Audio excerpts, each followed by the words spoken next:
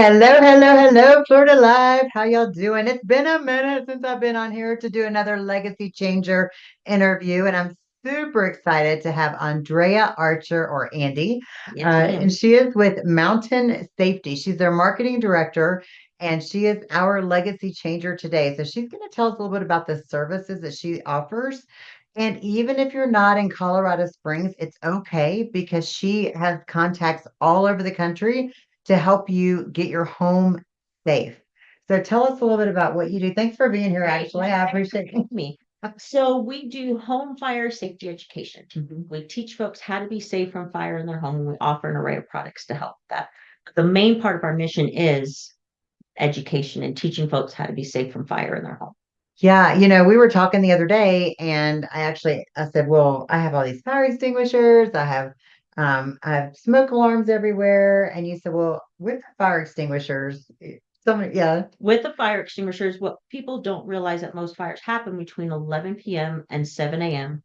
when most people are asleep. asleep. So if you do have that fire at 2 o'clock in the morning, where do you want your extinguisher? Buried underneath the kitchen sink No, by your or bed. right next to your bed. Yeah. I thought about that. I was like, or I was thinking there's like a little nook right between the dresser and the door to go out of the bedroom. That would be a good place to kind of, As long as you know exactly where it is, right, that right. you can grab it and go in a hurry. hmm Yeah. hmm Yeah, I was all proud because I have all these, I'm like, oh, we're so safe. And then, It's just little things like that yeah. that people just don't know or aren't aware of. hmm And that's especially have small kids. You hmm have an elderly parent you're caring for. You Pets. yourself, pets, you yourself needs extra time to get out of the house. All those little things can make a difference when you have a fire. Now we were talking about fire or smoke alarms. Mhm. And I was telling you, like, we had the electric ones, where they're all connected through this alarm system and everything. And then one was going off and it was driving me nuts. So Yes. we finally, well, I maybe zapped myself trying to get one down one time, Mhm. because I thought the electricity was turned off. But anyway, that's a whole other story. You can counsel me on that too. That's nothing unusual. Come on now. I've heard it all. I I've know. heard it all. I literally fell off a ladder because it zapped myself. It was awful. Yeah. So I'm like, screw this. I'm hiring somebody to come in. So Right. we hired a handyman. He came in, he took all of them down, hmm and then he put all the battery operated alarms up. hmm Now tell us about that and about the interconnectivity that you can do with your program. So fire code does require all of your alarms to be interconnected. So when one sounds, they all should sound. Okay. Problem with that is in a standard alarm you could buy at any store, Lowe's, Walmart, Home Depot, doesn't matter. Um, you have no clue where that fire could be, right? Because one is going off, they're all going off, and it could be anywhere. So how nice would it be if you could push a button, silence every alarm except the one that found the fire? Then you know where to go with your extinguisher Mhm. or which way to avoid get out of the house safely. Our network provides that. Now, do you need specific fire alarms or smoke alarms that go with your network? Is that part of Yeah, it? it has Okay. to be our network. That's the only way that works. hmm But ours interconnect wirelessly. So you don't have to have the electricity to them. They have a sealed battery inside and they connect wirelessly. Even in a fire, that's not going to knock that out. Correct. Even in a fire, it's not going to How? knock it out. Even Like, in how? even if you have no power for 2 weeks because we had a massive storm, it's not going to affect your fire safety system. Wow, that's interesting.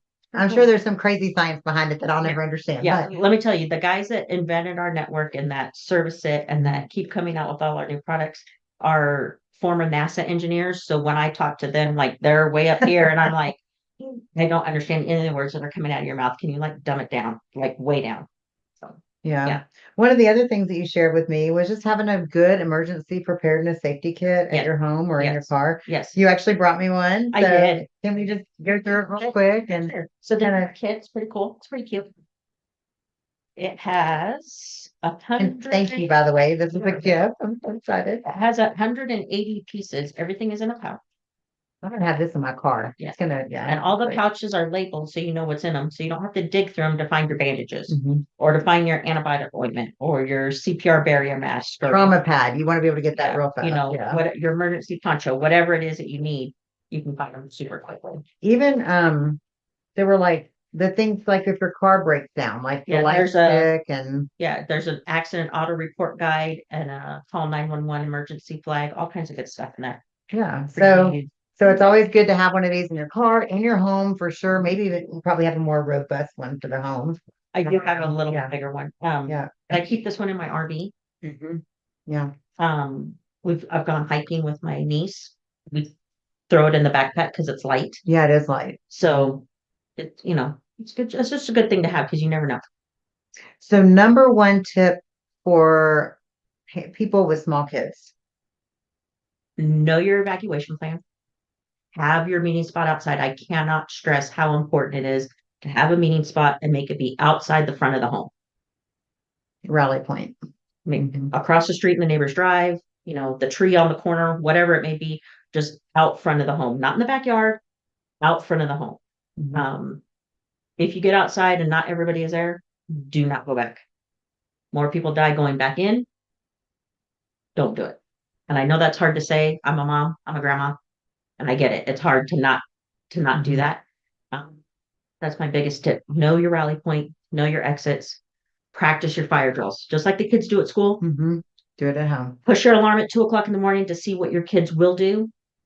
More importantly, what they will not do. Mm. Great advice. Great advice. Well, thank you so much for being here with us today. We did be looking out for her Legacy Changer post. You're going to hear